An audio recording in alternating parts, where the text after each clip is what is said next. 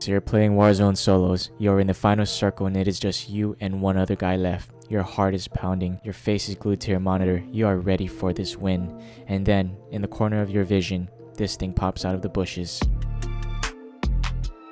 But we all know how this fight ended.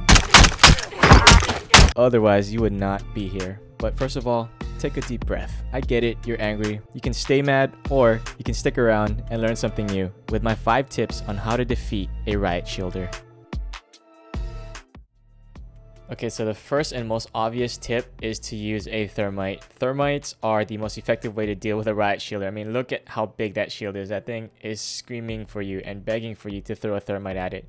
Even if the opponent has EOD, they'll go down. Semtex is not as effective. If the riot shielder has full plates and you stick them with a Semtex, they will not go down. You will break their armor, but they will still be in the fight. You're gonna have to stick a riot shielder who has no armor to be able to down them. One advantage that the Semtex has is if you miss your throw, there is that explosion radius that will still do a decent amount of damage to the shielder. If you miss with the thermite, all the shielder has to do is walk away from the thermite and he will receive minimum damage. So if you spam the Semtexes and throw 2 right away, you can do a decent amount of damage. You won't kill him outright, but you will make him really weak. And if you can get an angle and just hit him once or twice with your gun, then you should be able to take him down using Semtexes.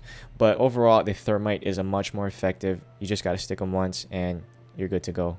Alright, tip number 2 is to keep a clear line of sight. Now, this is pertaining to if you are in the final circle and it is a 1v1 situation. The best thing you want to do is to keep your distance and to keep a clear line of sight. Remember, if you are at a distance, you are at an advantage because you have a gun and they have a shield. You want to keep that distance if you have it. The last thing you want to do is to turn away from the riot shielder because you could get stunned. I personally like it when a person gets behind cover because when I throw the stun, because they're behind a piece of cover, I can sprint towards them and close in the distance and set myself up for a second stun.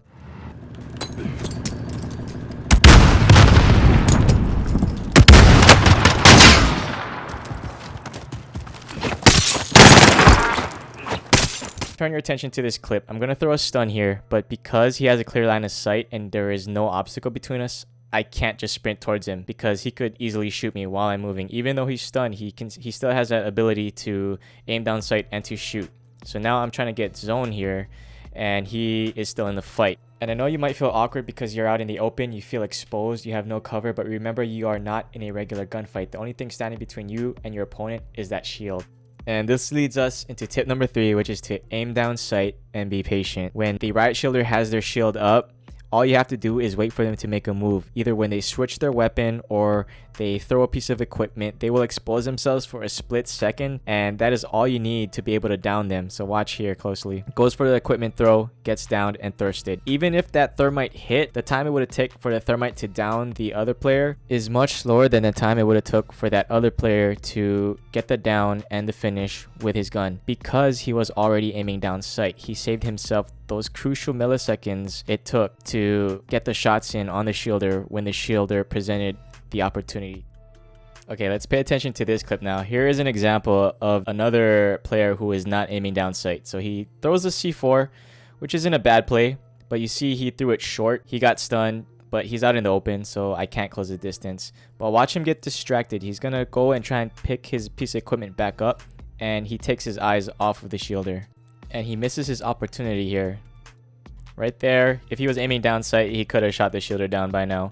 But then he decides to go back and try to pick his equipment back up, and the shielder knows he's distracted, so he pulls his gun out, and bing bang boom, the other guy loses his advantage and they get into a head-to-head gunfight. Alright, we are moving on to tip number 4. Just stick with me a little bit longer and soon you'll be out of here and defeating every single riot shielder you see. So tip number 4 is to shoot low and lateral. Contrary to popular belief, as long as the riot shielder is moving, you actually do have a shot. It's very subtle, but pay attention here. I am facing him directly and he's still able to put shots at my feet. And here's another video showcasing that. Much more clearer. This person was using a DMR, so he has a higher optical zoom. But you can see clear as day, those feet are sticking out when the shielder is moving. Even though the shielder was facing him directly, he's able to shoot the legs out. And again, here is the first example. Facing the opponent directly, can still get shot through the shield. I messed up here and I switched the shield out, but that showcases pretty well that you can still shoot their feet and their legs as long as the shielder is moving. Alright guys, so before we go on to the final tip, I have a bonus tip for you guys. So what if the riot shielder is not moving? What if they're completely still? Well, you can shoot out their kneecap. This has happened to me twice now, where I was completely still facing the opponent and they were able to shoot my kneecap off because it was exposed.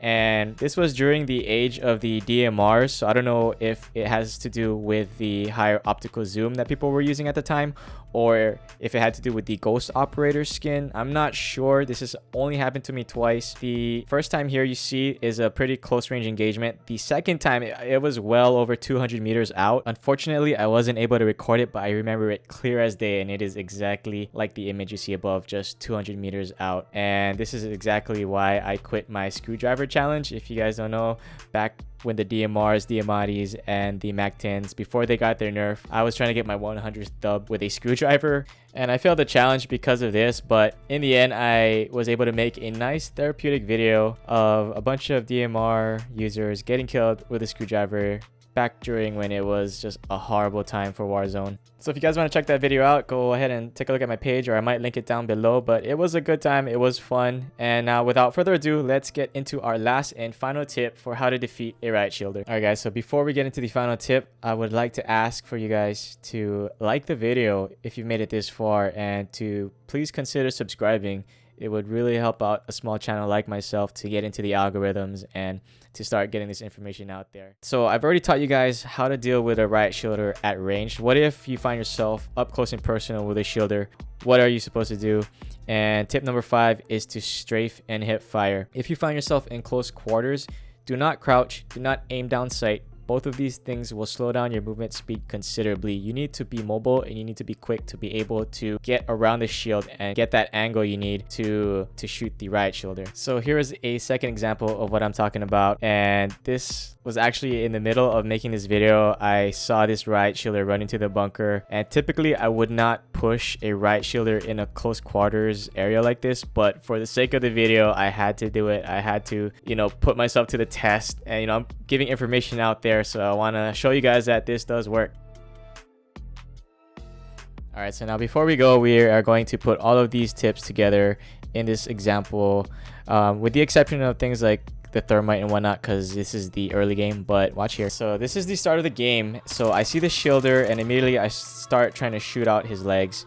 I know he doesn't have any equipment because this is the start of the game. So the tip where you should be patient and try to wait for him to make a mistake doesn't apply here. So what I try to do is I try to shoot him when I can and wither away at his health. Because a point to remember here, guys, is when the shielder has his shield up and you are maintaining a visual, he cannot plate. Otherwise, he will expose himself and you'll be able to shoot him out.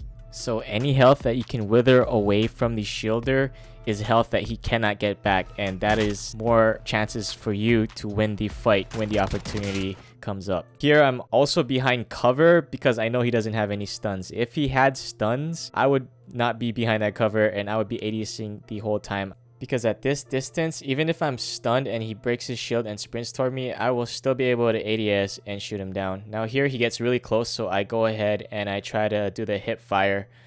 Notice I'm not ADSing, I'm not crouching, I'm being mobile, and I was able to break his armor. If I was crouching or ADSing, then he would have been able to get that melee lock on and just stay really close to me and be able to get those melee hits needed to take me out. But I stayed mobile, and here I'm able to even step to the side and get a melee hit in him and kill him.